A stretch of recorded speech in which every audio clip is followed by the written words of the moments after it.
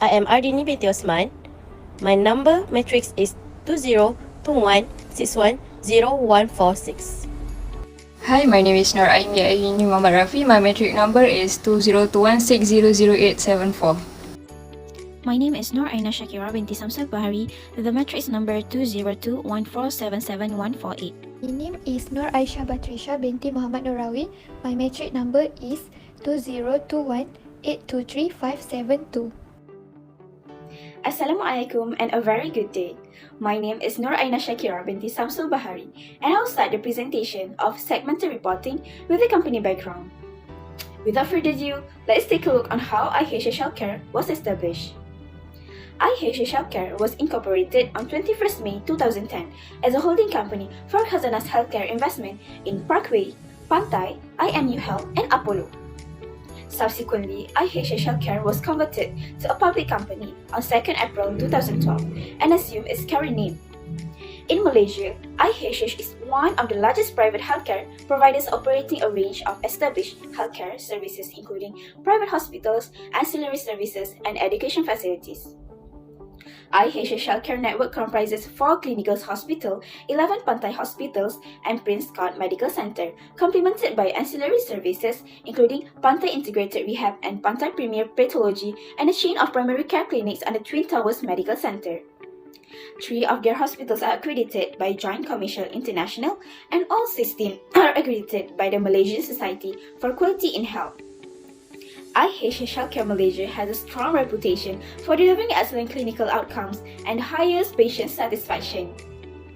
They are a leading healthcare provider with an extensive range of services including quaternary care, tertiary care, secondary care, and ancillary services.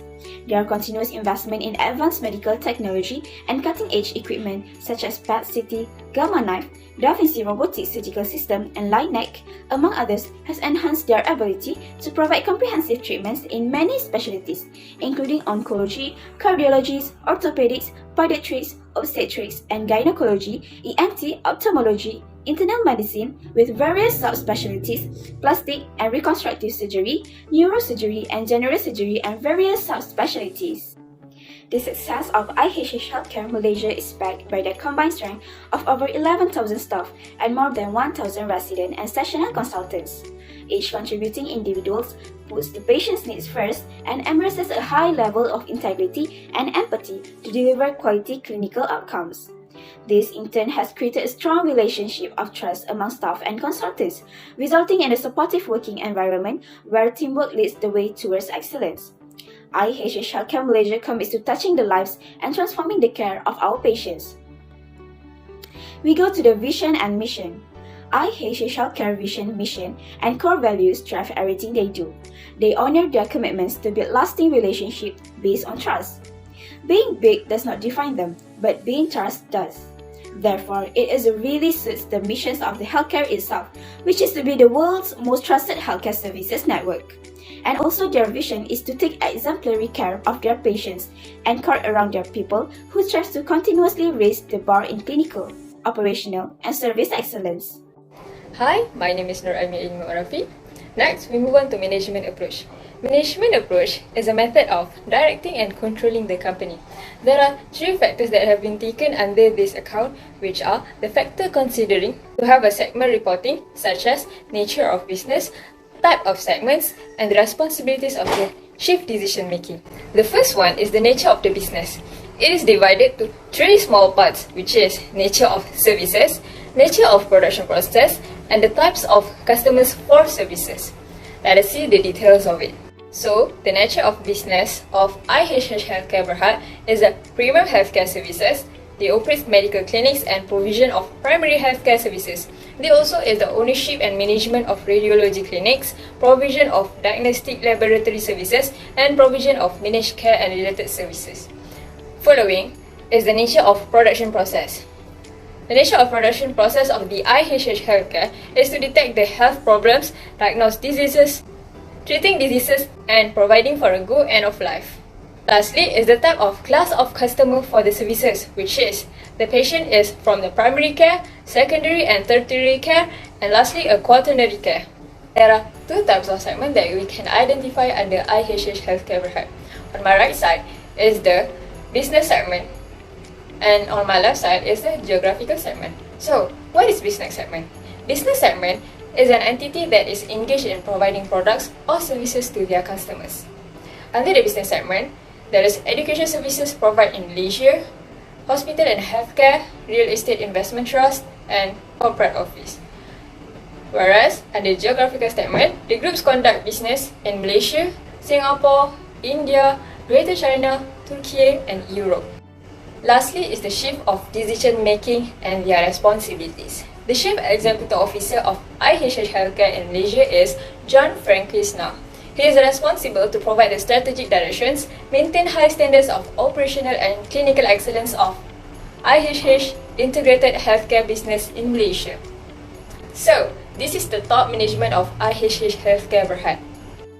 On my right side is Jo Sim Heng Jo as the Group Chief Operating Officer and Jock Ariel as the Group Chief Financial Officer.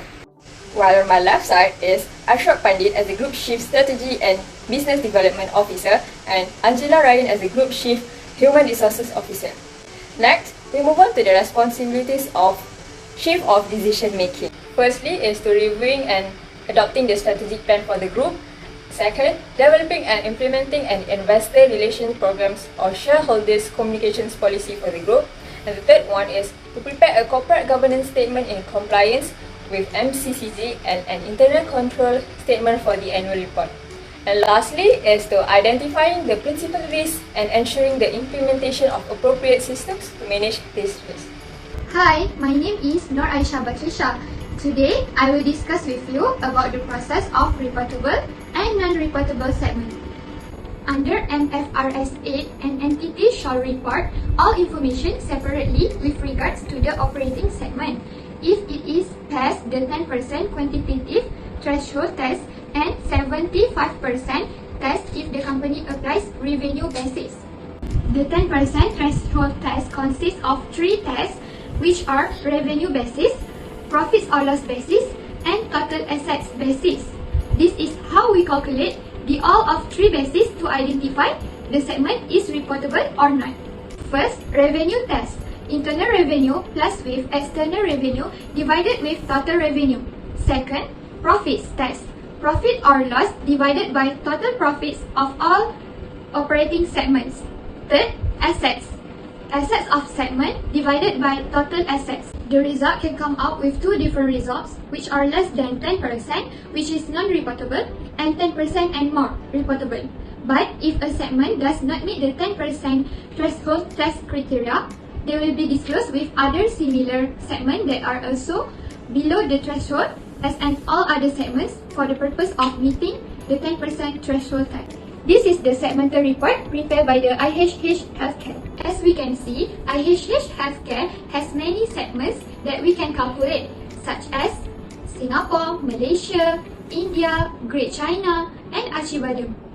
Based on the segmental report prepared by IHH Healthcare, the calculation shown using the 10% threshold test revenue, there are 4 reportable segments and 1 non-reportable segment. It consists of Singapore 29.38%, Malaysia 15.92%, India 21.77%, and Acibadem 25.3%. Meanwhile, the segment of the Great China do not meet the 10% threshold test, which is only 5%. For operating profit test, it is also same as revenue test, which has 4 reportable segments and the Great China has suffered loss. For asset test, it also same as the other 2 tests, which is 4 reportable segments and 1 non-reportable segment. Singapore 31%, Malaysia 14%, India 20%, and Acibadem 10%. Great China also remain non-reportable for asset test. Since IHH Healthcare using the revenue basis, the company must do 75% threshold test. After the determination of reportable segment, the company must do 75% threshold test when the total external revenue of reportable segment over total external revenue of all segments should reach at least 75%. The entity shall ensure that the total external revenue attributable to those reportable segment is at least 75% of the overall revenue. When the 75% threshold is not reached, further reportable segments should be identified even if they do not satisfy the 10% limit until at least 75% of the entity's total external revenue is included in its reportable segment. As we can see, this is how we calculate the 75% test. We find that the total external revenue of reportable segments of the company reached 75% for the year 2022. Next, I will pass to Ardini to explain about advantages and disadvantages of segment reporting. Now, let's continue with advantages of segment reporting. It will improve context. This allows stakeholders to get a better vision and design to help investors better understanding of business. It also has separate profitable segment, reveal on which area or business segment are profitable and which are draining on the bottom line. It also has profit making and loss making can be easily identified. Lastly, the data manipulation. It gives company leaders more discretion on how it determines how segments are constructed and what metrics are reported. Moving to the disadvantages of segment reporting. Firstly, it will misinterpret data. This can happen when the segment sales figures are larger than the consolidated sales figures. Next, the disclosure of costs. The provision of additional information along with routine information increase the firm operating costs. And lastly, the allocation of problems. Allocation problems occurs when there are common costs needed to be allocated into two or more operating segments. Determination of segment cost can also be an issue. For the interim reporting, there are two bases of preparation, which is integral method and discrete method. For integral method, interim report is a fraction of the annual report, which is annual value multiplied with the fraction of the reporting period. And for discrete method, interim period is a separate period, which our reports are prepared on a periodic basis. For the first accounting policy of interim reporting is Mfrs 116, property, plant and equipment. Tangible items that are held is for use in the production or supply of goods and services, for rental to others or for administrative purpose and are expected to be used during more than 1 year. Recognition of PPE, it is probable that future economic benefit associated with the item flow to the entity and the item should have values. The second policies are Mfrs 138, which is intangible asset. Intangible assets are identifiable non-monetary asset that has no physical substance but are expected to benefit the company for more than 1 year. Recognition criteria for the intangible asset are identifiable, control, and future economic benefit. For identifiable, is separable from other assets and can be identified as separate asset. And for control, it has the power to alter the future economic benefit. And lastly, the future economic benefit is the revenue from sales of products or services, cost savings, or renting of the asset, or other benefit resulting from the use of the assets. IHH Healthcare applied condensed set of financial statement in preparing their interim financial report rather than complete set of financial statement. The condensed set of financial statement consists of consolidated statement of financial position, consolidated statement of profit or loss or other comprehensive income, consolidated statement of changes in equity, consolidated statement of cash flow, and lastly, selected explanatory notes.